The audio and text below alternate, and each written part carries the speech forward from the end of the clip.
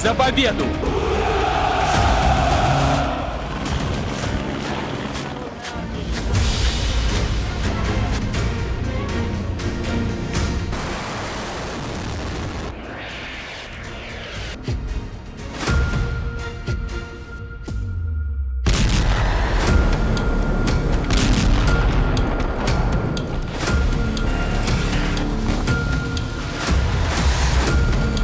नमस्कार, बहुत स्वागत है आपका न्यूज 18 के डिजिटल प्लेटफॉर्म पर। मैं हूं आपके साथ अंशिका पाठक। फरवरी 2022 में रूस ने यूक्रेन पर आक्रमण किया और देश के अधिक हिस्से पर कब्जा करना शुरू किया, लेकिन अभी तक ये संघर्ष खत्म ही नहीं हुआ है। दोनों देशों के बीच युद्ध जारी है। द्वितीय विश्व युद्ध के बाद यूरोप में इसे सबसे बड़ा संघर्ष माना जा रहा है। इस युद्ध में हजारों की संख्या में लोगों की मौत भी हुई है, जिसमें कि कई शरणार्थी शामिल हैं। इस बीच नॉर्थ कोरिया रूस पर मेहरबान है। हाल ही में नॉर्थ कोरिया और रूस के बीच रक्षा समझौता हुआ है। इसके तहत दोनों देश एक दूसरे को सैन्य मदद मुहैया करवाएंगे। इस साल जून में नॉर्थ कोरिया की राजधानी प्योंगयांग में दोनों देशों के बीच हुए शिखर सम्मेलन के दौरान इस समझौते पर सहमति बनी थी।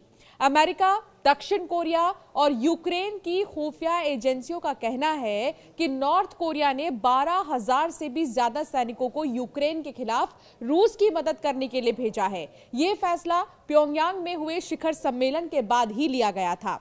यूक्रेनी सैनिकों की रूस के कुर्स्क इलाके में नॉर्थ कोरियाई सैनिकों के साथ छोटे स्तर पर लड़ाई भी हुई थी। पिछले ही हफ्ते यूक्रेन के राष्ट्रपति ज़ेलेंस्की ने भी कहा था कि नॉर्थ कोरिया के सैनिक रूस के साथ जंग में शामिल हैं, जिनसे यूक्रेनी सैनिकों की झड़प हुई है।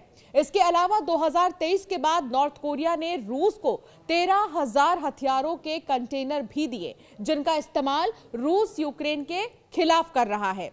तो एक तरफ उत्तर कोरिया के सैनिक रूस की ओर से यूक्रेन के खिलाफ लड़ रहे हैं, तो दूसरी तरफ तानाशाह किम जोंग उन लगातार युद्ध में हर तरीके से रूस का साथ दे रहा है, रूस की मदद कर रहा है और रूस पर मेहरबान है। अभी हाल ही में रूस यूक्रेन के जंग में इस्तेमाल हो रहे सुसाइड ड्रोन्स के तर्ज पर तानाशाह ने अपने देश में इसके बड़े पैमाने पर उत्पादन का आदेश दे दिया है। तानाशाह ने बताया कि इन ड्रोन का इस्तेमाल शत्रु देशों के खिलाफ हमला करने के लिए किया जाएगा।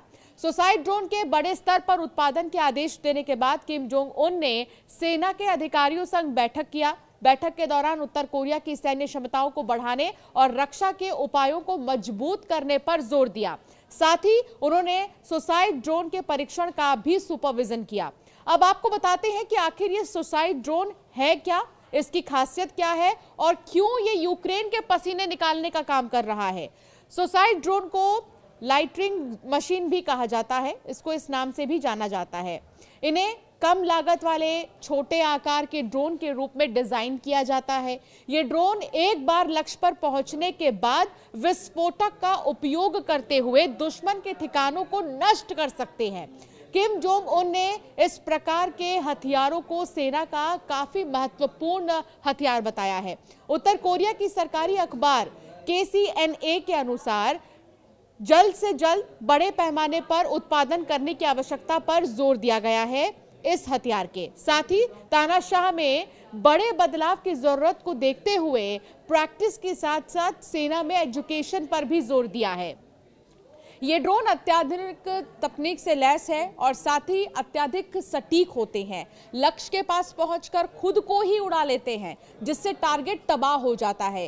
किम जोंग ने बताया कि इसका इस्तेमाल दुश्मन के खिलाफ बड़े पैमाने पर हमले में किया जा सकता है। किम जोंग उन ने कहा है कि इन ड्रोन का इस्तेमाल न केवल सेना को मजबूती देगा, बल्कि इनकी तैनाती से उत्तर कोरिया की रक्षा भी मजबूत होगी।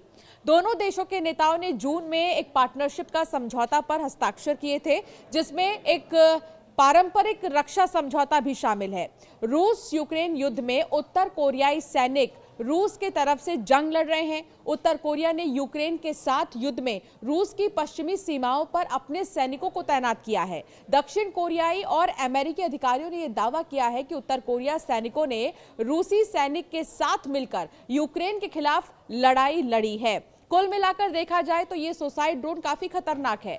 सुसाइड ड्रोन की कीमत अन्य मिसाइलों और एयर स्ट्राइक्स की तुलना में बहुत कम होती है। ये खुद को ऑपरेट करते हैं और टारगेट के पास जाकर खुद को उड़ा लेते हैं। ये टारगेट के पहुंचने में काफी कम समय लेते हैं।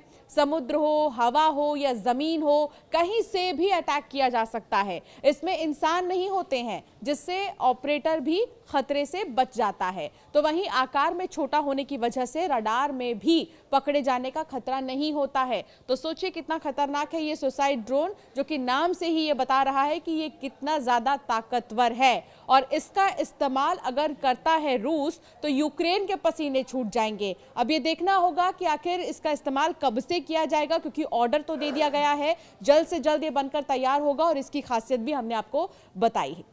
За победу!